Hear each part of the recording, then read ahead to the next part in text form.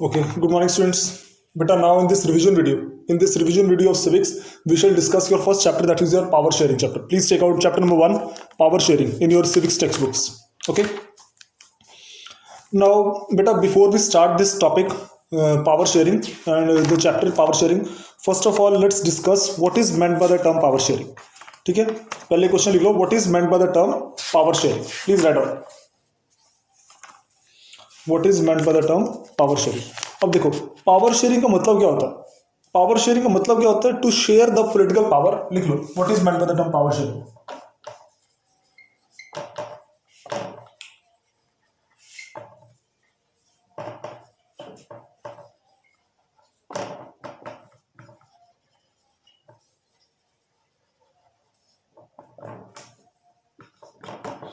What is meant by the term power sharing. देखो बेटा, the term power sharing,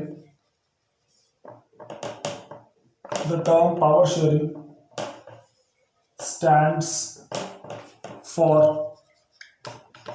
the sharing of political power, among different levels. इसको bracket में लो, organs, different levels और organs of the government. This is known as power sharing. ठीक है ना. जब हम पॉलिटिकल पावर, ये कोई टर्म ये याद रखनी है, जब हम पॉलिटिकल पावर को गवर्नमेंट के डिफरेंट लेवल्स पर शेयर करते हैं. ठीक है, गवर्नमेंट के डिफरेंट लेवल्स पर शेयर करते हैं. ऐसी शेयरिंग ऑफ पॉलिटिकल पावर को हम लोग क्या बोलते हैं बेटा? That is your power sharing. ऐसी मतलब शेयरिंग ऑफ पॉलिटिकल पावर को we call power sharing. Is that clear? अब हम इस चैप्टर में समझेंगे कि पावर शेयरिंग के बेनिफिट्स क्या है. इसके लिए हमने, आपको पता ही है, जब हमने चैप्टर पढ़ा था तो we have taken example of 2 countries, that is your Belgium and Sri Lanka. ठीक है, we took the example of these 2 countries. Now again we shall repeat it, we shall revise it. ठीक है, तो हम लोग इसको शॉर्ट में थोड़ा समझ लेंगे, बेल्जियम और श्रीलंका को. तो लेट्स स्टार्ट. ठीक है, मैं ये रब कर रहा हूं. Let's start.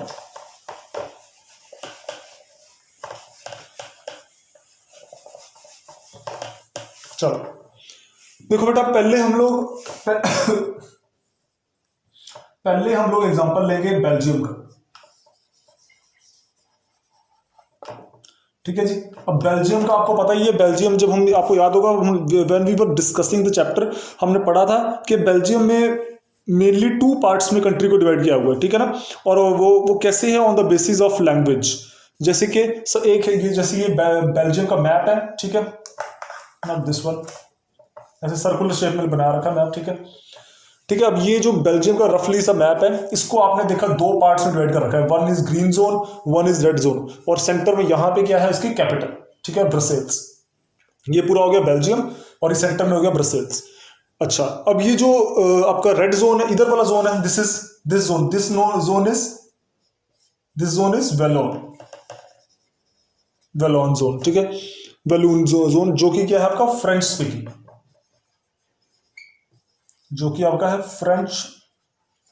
जोन.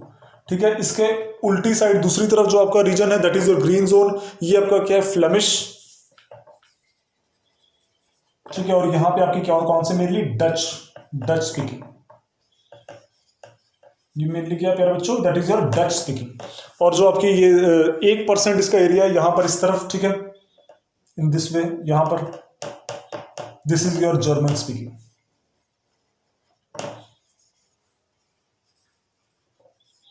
ठीक है जी, जर्मन स्पीकिंग. तो अब ये जो इन पार्ट्स में डिवाइड किया, वो मेनली यहां पर देखो, और साथ में जो आपकी ये है ब्रसेल्स, इसको भी, ये ब्रसेल्स में क्या है? ब्रसेल्स आपके फ्लेमिश जोन में पड़ती.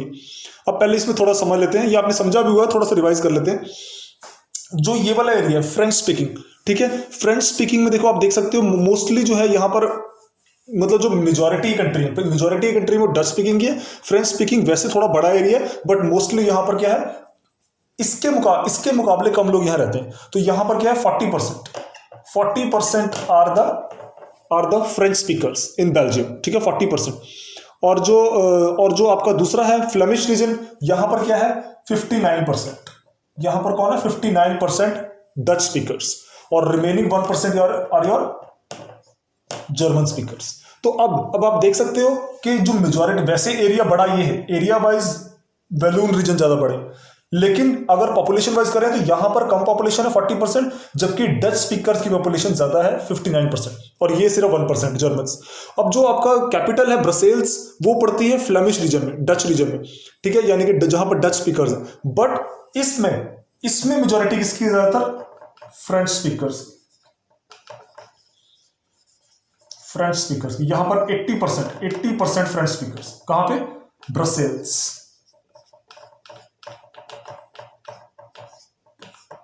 ठीक है, जो कि कैपिटल है आपकी, बेल्जियम कैपिटल। अब कैपिटल में 80% फ्रेंच स्पीकर्स है। ओवरऑल कंट्री में फ्रेंच कितने हैं, सिर्फ 40%, और डच कितने हैं 59%। लेकिन कैपिटल जो कि इसी डच रीजन में आती है, उसमें 80% फ्रेंच स्पीकर्स हैं और सिर्फ 20% डच स्पीकर्स। तो अब देखो बात वही होगी ना, बात यही होगी कि इनके बीच में आपस में, इनमें डच और फ्रेंच स्पीकर्स के बीच में आपस में दंगे फसाद, लड़ाई झगड़े होने शुरू हो गए थे on the basis of language. इनका कहना था, डच स्पीकर्स का कहना था कि वी आर इन मेजॉरिटी, तो our Dutch language should be imposed on the whole country and the whole country should speak Dutch language. But French people ignored it. They just said that we will never accept Dutch as our native language. We will always speak French. तो इसकी language के basis पर they began to quarrel with each other. They began to fight with each other. उससे हुआ क्या कि पूरे country में राइट्स, दंगे फसाद होने शुरू हो गए। अब उससे हुआ क्या कि कंट्री में प्रॉब्लम क्रिएट होनी शुरू हो गई। लेकिन बेल्जियम की गवर्नमेंट अकलमंद निकली। बेल्जियम की गवर्नमेंट ने क्या कर दिया, आपके कंट्री, इसके बेल्जियम में क्या कर दिया, पावर शेयरिंग। उन्होंने क्या कर दिया बेटा, पावर शेयरिंग कर दी। मतलब कि कंट्री को 2 पार्ट्स में डिवाइड कर दिया in the part of state. ये हो गया डच स्पीकिंग स्टेट, ये हो गया फ्रेंच स्पीकिंग स्टेट, ठीक है, 2 स्टेट्स में डिवाइड कर दिया। ये स्टेट अपना काम करेगा, ये स्टेट अपना काम करेगा, और जो बीच में सेंटर में यहाँ पर भी मतलब कि कम्युनिटी गवर्नमेंट ही होगी यहाँ पर भी, ठीक है ना। तो इससे क्या हुआ, कंट्री में अब मतलब ये इसके काम में टांग नहीं अड़ाएगा, ये इसके काम में टांग नहीं अड़ाएगा। तो पावर शेयरिंग कर दी और साथ साथ अपने कंट्री को फेडरल भी बना दी, फेडरल कंट्री। ये फेडरलिज्म भी हमने पढ़ा ही हुआ, ठीक है ना। तो अपने कंट्री को फेडरल कंट्री बना दिया, फेडरल कंट्री साथ में बना के पावर शेयरिंग कर दी, जिससे क्या हुआ, ये सेंट्रल गवर्नमेंट जो काम करेगी, सेंट्रल गवर्नमेंट काम करेगी ब्रसेल्स से, स्टेट गवर्नमेंट्स अपना अपना काम करेंगे। एक central government, 1 central government in Brussels, 2 state governments in Dutch region, in Flemish region and Walloon region. ये अपना काम करेगी, ये अपना काम करेगी, ये इसके ऊपर कुछ नहीं थोप सकती, वो उसके ऊपर नहीं थोप सकती। तो सारे कंट्री में क्या हो गया, एक फेडरल कंट्री बनाकर पावर शेयरिंग कर देगी, जिससे क्या हुआ, दंगे फसाद, लड़ाई झगड़ा हमेशा के लिए खत्म हो गया। ये अपने कंट्री, अपने स्टेट में अपनी लैंग्वेज को प्रमोट कर सकते हैं, ये अपने स्टेट में अपनी लैंग्वेज को प्रमोट कर सकते हैं, और यहाँ पर सभी अपनी लैंग्वेज को प्रमोट कर सकते हैं। इनको भी उतने ही राइट्स, हालांकि इनका स्टेट अलग नहीं जर्मन का, ठीक है। तो जिसकी वजह से क्या हुआ, Belgium became federal country and there is a power sharing. तो इसका मतलब पावर शेयरिंग ने कंट्री के डिवीजन होने से, कंट्री के टुकड़े होने से बचा लिया। जैसा कि आपको याद हो, हमने पाकिस्तान के केस में पढ़ा था, पाकिस्तान और ईस्ट पाकिस्तान के केस में। तो पाकिस्तान ने ईस्ट पाकिस्तान पर उर्दू थोपने की कोशिश की थी, जबकि ईस्ट पाकिस्तान की लैंग्वेज थी बंगाली। तो बंगालीज कहते हैं हमने उर्दू नहीं अपनानी, तो लड़ाई शुरू हो गई। 1971 में वॉर हुई और ईस्ट पाकिस्तान वेस्ट पाकिस्तान से अलग होकर अलग देश बन गया, जिसका नाम था बांग्लादेश, ठीक है। तो बांग्लादेश लैंग्वेज के नाम पे अलग देश बन गया। तो जिसकी वजह से तो क्या हुआ, क्योंकि पाकिस्तान ने प्रॉपरली पावर शेयरिंग नहीं की थी, अपनी लैंग्वेज थोपने की कोशिश की थी, पर इनकी गवर्नमेंट अकलमंद निकली बेल्जियम की, तो उन्होंने ऐसे पावर शेयरिंग कर दी और कंट्री यूनाइटेड हो गई, ठीक है, कंट्री के टुकड़े नहीं हुए। अब हम देख लेते हैं श्रीलंका का केस, ठीक है, मैं ये रब कर रहा हूं। श्रीलंका की गवर्नमेंट ने इसका उल्टा किया, जो बेल्जियम ने किया उसका उल्टा किया, तो जिसकी वजह से उनका कंट्री बहुत मतलब डिवाइड तो नहीं हुआ, लेकिन डिवाइड होने की कगार पर पहुंच गया, ठीक है। ये सारा आपने पढ़ा ही हुआ, जस्ट रिवाइज कर रहे हैं हम लोग। अब ये आगे है, देखो ये श्रीलंका का केस है,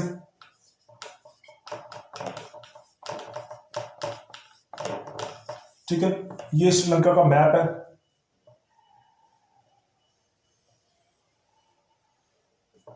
ठीक है, ठीक है जी, ये श्रीलंका का मैप है। अब श्रीलंका के मैप में आप देख सकते हो इतना रीजन, ये रीजन है, इतना ये रीजन जो है, थोड़ी ज्यादा बड़ा बना देखिए, इतना रीजन, ठीक है। जो ये रीजन है आपका, ये वाला, ये है तमिल स्पीकर्स का, तमिल्स का, ठीक है। और ये स्पीकर सिंघालिस का, ठीक है। अब मेजॉरिटी में आप देख सकते हो सिंघालीज ही हैं, कुछ पार्ट्स जो ब्राउन ब्राउन थे ये भी तमिल्स के हैं, लेकिन ये इंडियन तमिल्स है, लैंग्वेज तमिल इनकी, लेकिन इंडियन तमिल्स, ये श्रीलंकन तमिल्स, ये इंडियन तमिल्स, ठीक है। कुछ पार्ट्स यहाँ पे ये सब क्या है, देखो ना लैंग्वेज इनकी भी तमिल ही। तो मतलब कि ये जो सिंघालीज है ये कंट्री में कितने हैं, नियर अबाउट 80%, ठीक है। और ये कितने हैं, सिर्फ 20%। कुछ बुक्स में इनको 81 दिया हुआ है, इनको 19 दिया हुआ, कुछ में ऐसे भी है, तो 80-20 लेके चलते हैं हम लोग, ठीक है। तो अब देखो ये कहते हैं सिंघालीज कहते हैं हमारी जब मेजॉरिटी है, हम 80% हैं, तुम सिर्फ 20% हो, तो our Sinhalese language should be the national language of the whole Sri Lankan country. But Tamils इसके लिए कभी नहीं मानते। तमिल्स कहते हैं कि हमारी जो लैंग्वेज है हमें अपनी लैंग्वेज बोलनी है, we will never accept Sinhalese as our own language. तो जिसकी वजह से क्या हुआ, इनके कंट्री में सिंघालीज और तमिल्स के बीच में लड़ाई झगड़े दंगे फसाद शुरू हो गए 1950s में, और 1970s तक आते 1973 तक आते इतने ज्यादा दंगे फसाद बढ़ गए इस एरिया में और इस एरिया में कि कंट्री की डिवीजन होने के कगार पर पहुंच गया था, ठीक है ना। और इसीलिए एक जन्म भी मिला था एक नए आतंकवादी संगठन को जिसका नाम था LTTE, ठीक है ना, लिबरेशन टाइगर्स ऑफ तमिल इलम, ठीक है। ये भी बताया था क्लास में मैंने, लिबरेशन टाइगर्स ऑफ तमिल इलम। तो लिट्टे ने इतनी मारकाट मचाई कंट्री के अंदर श्रीलंका की आर्मी के साथ कि कम से कम 1 लाख से भी ज्यादा, 1 लाख या 2 लाख से भी ज्यादा लोग जो है इनके कंट्री में मारे गए थे। और 2009 में जाके लिट्टे की हार हुई और इनकी आर्मी ने इनको हराया, तब जाके इनकी कंट्री थोड़ी शांति हुई। लेकिन आज भी इनके बीच में प्रॉपर एकजुटता नहीं है, यूनिटी नहीं है, बिकॉज आज भी श्रीलंका ने क्या अपना रखा है बेटा, श्रीलंका ने आज भी एक ही सिस्टम अपना रखा है, इसको बोलते हैं unitary form of government.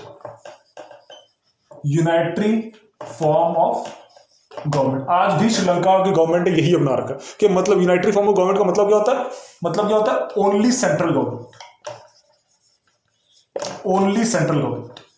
Government and no state governments, ये होता है इसका मतलब, ठीक है। यानी कि श्रीलंका की गवर्नमेंट ने आज भी यूनाइटरी फॉर्म ऑफ गवर्नमेंट अपना रखी है, मतलब कि कोलंबो से, ये इनकी कैपिटल है कोलंबो, तो कोलंबो से पूरा कंट्री ऑपरेट होगा, पूरे कंट्री को हम लोग कोलंबो से चलाएंगे, कोई स्टेट गवर्नमेंट नहीं होगी। जैसे कि उन्होंने कर दिया था वैलून रीजन में और फ्लेमिश रीजन में बेल्जियम ने किया, वैसे ही हम लोग सिंघालीज और तमिल्स को स्टेट्स में नहीं बांटेंगे, हमारे यहाँ तो यूनाइटरी फॉर्म ऑफ गवर्नमेंट ही रहेगी, सिर्फ सेंट्रल गवर्नमेंट होगी और सेंट्रल गवर्नमेंट ही पूरे कंट्री को चलाएगी। कोई ना हम लोग अपने कंट्री को फेडरल कंट्री बनाएंगे, ठीक है, ना हम लोग फेडरलिज्म को अपनाएंगे, ठीक है, ना ही हम पावर शेयरिंग करेंगे, मतलब ना ये करेंगे ना ये करेंगे, और हमारे कंट्री में हमेशा ये रहेगा यूनाइटरी फॉर्म ऑफ गवर्नमेंट, जिसकी वजह से क्या होगा, only central government will control the whole country. तो इसकी वजह से आज भी इनके बीच में डिफरेंसेस खत्म नहीं हुए। मैं ये नहीं कह रहा कि अभी भी दंगे हो रहे हैं, दंगे तो अब खत्म हो गए हैं, क्योंकि लिट्टे हार गया, लिट्टे खत्म हो गया था, उनका लीडर भी मारा गया 2009 में 2010 में, तो इसीलिए दंगे या लड़ाई झगड़ा आतंकवाद तो नहीं हो रहा, लेकिन आज भी इनके बीच में डिफरेंसेस कायम है, आज भी इनके बीच में डिस्प्यूट्स बहुत ज्यादा है, क्योंकि इन्होंने आज भी श्रीलंकन गवर्नमेंट ने सिंघालीज की मेजोरिटी की वजह से कहा कि सिंघालीज की मेजोरिटी है तो सिंघालीज ही रहेगी देश में, तुम लोग तमिल्स हो, तुम्हारी बात नहीं सुनी जाएगी, तुम लोग तो इंडिया से यहाँ पर आए थे, ठीक है, तो तुम्हारे पूर्वज इंडिया से आए थे, तो हम लोग नेटिव्स हैं, सिंघालीज ही चलेगी। दूसरा, ये बुद्धिस्ट हैं, ये हिंदूज हैं, ठीक है, ये भी डिफरेंस है, एक तो लैंग्वेज का डिफरेंस है, ऊपर से रिलीजन का डिफरेंस है, ये बुद्धिस्ट है, ये हिंदूज है, तो ये भी प्रॉब्लम है। तो इसकी वजह से, लेकिन तो तमिल्स कहते हैं हमारे कंट्री में भी इंडिया की तरह फेडरलिज्म कर दो और पावर शेयरिंग कर दो, but Sinhalese government of Sri Lanka never accepted it, और आज भी श्रीलंका में यूनाइटरी फॉर्म ऑफ गवर्नमेंट चलता है, सिर्फ सेंट्रल गवर्नमेंट है जो कि पूरे कंट्री को चलाती है, जिसकी वजह से क्या है कि there are still the disputes between Sinhalese and Tamils, और कंट्री के एक टाइम पे डिवीजन होने पे आ गए थे। अब इसका, और कंट्री में इतनी 2 लाख 3 लाख से भी ज्यादा लोग मारे गए, उसका रीजन क्या था कि श्रीलंकन गवर्नमेंट बेवकूफ निकली, उसने ना ये किया ना ये किया, जिसकी वजह से इतना दंगे फसाद हुए। अगर ये लोग भी बेल्जियम की तरह, इंडिया की तरह शुरू में ही फेडरलिज्म कर देते, अपने कंट्री में को फेडरलिज्म बनाकर, मतलब कि फेडरल कंट्री बनाकर पावर शेयरिंग कर देते, तो इनके कंट्री में ऐसा मारकाट ना मचती, पर इन्होंने ना ये किया, जिसकी वजह से इनके कंट्री में लाखों लोग भी मारे गए और आज तक इनके बीच में डिस्प्यूट्स कायम है। तो that is why power sharing is very essential for a country which has more than one religion, more than one language, more than one culture. ऐसे कंट्री के लिए बहुत जरूरी है पावर शेयरिंग, ठीक है ना। मैं ये रब कर रहा हूं, तो मैं बता देता हूं एक और चीज, मैं ये रब कर रहा हूं जरा, ठीक है। पावर देखो, अगर तो कंट्री में एक ही रिलीजन है, एक ही लैंग्वेज है, सब कुछ एक ही है, फिर तो कोई इतनी पावर शेयरिंग की जरूरत नहीं पड़ती। लेकिन अगर डिफरेंट है फिर जरूरत पड़ती है। जैसे मैं एक क्वेश्चन लिखा देता हूं, लिख लो, Power sharing is essential. Power sharing is essential for mostly which type of countries? Power sharing आमतौर पे किस तरह की कंट्रीज के लिए जरूरी होती है? देखो बेटा, mostly it is essential for the countries, mostly it is essential for the countries that have number one, different languages, ठीक है. Number two,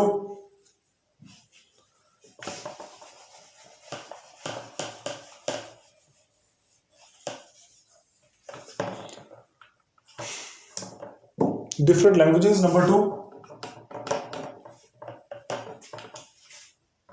different religions.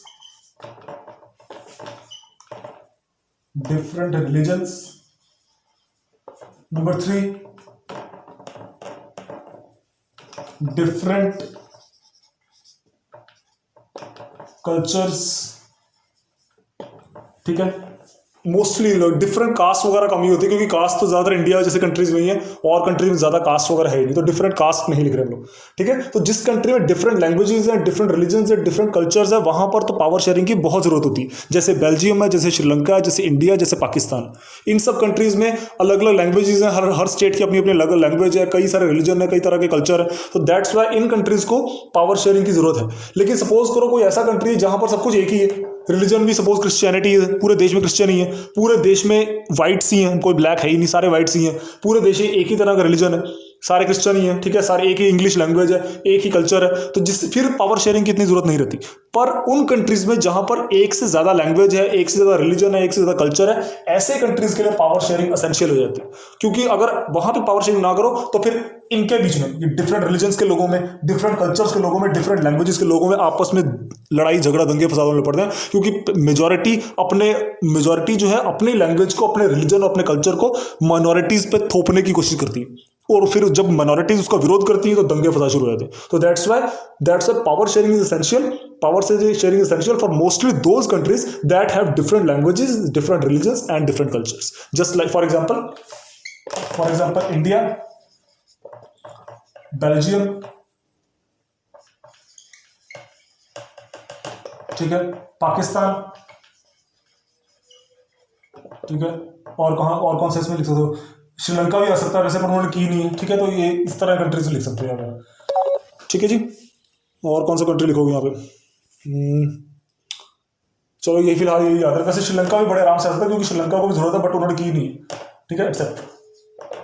ठीक है. तो ये इस तरह के कंट्रीज में पावर शेयरिंग की अच्छी रिक्वायरमेंट है. और इन्होंने अच्छी बात यह है कि इसने भी कर रखी पावर शेयरिंग, इसने भी कर रखी, इसने भी कर रखी.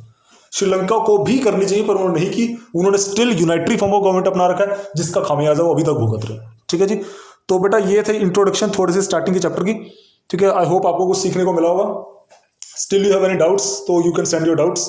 और श्रीलंका, हाँ एक और बात, श्रीलंका में जो वो यूनाइटरी फॉर्म ऑफ गवर्नमेंट तो अपना ही रहे हैं, साथ साथ उन्होंने एक और चीज अपना रखी है, मेजोरिटेरियनिज्म. ये भी मैंने बताया होगा, तो एक बार रिवाइज ये भी करा दूं, मुझको याद आ गया. ठीक है. तो श्रीलंका ने ना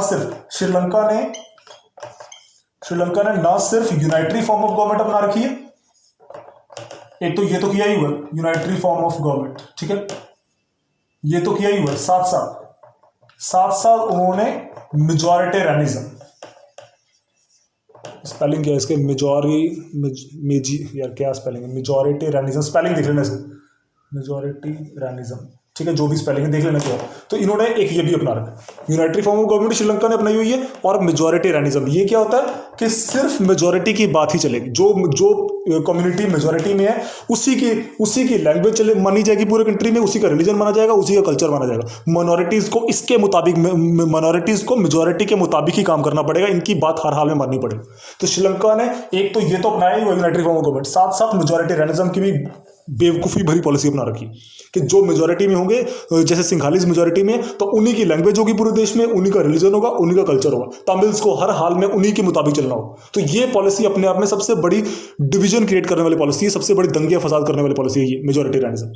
ठीक है। इंडिया जैसे कंट्रीज ने, खुशी की बात है कि ना इंडिया ने इसको अपनाया कभी, ना बेल्जियम ने, ना इवन अब तो पाकिस्तान ने भी नहीं अपनाया। पहले पाकिस्तान ने 1971 से पहले अपनाया था, पर उसका परिणाम भुगत लिया उन्होंने, तो अब वो भी नहीं अपनाते इसको। ठीक है, तो इसीलिए इसीलिए श्रीलंका ने दोनों गलत पॉलिसीज आज भी अपना रखी, यूनाइटेड फॉर्म ऑफ गवर्नमेंट भी और मेजोरिटेरियनिज्म, जिसकी वजह से सिंघालीज और तमिल्स के बीच में आज भी डिफरेंसेस का है।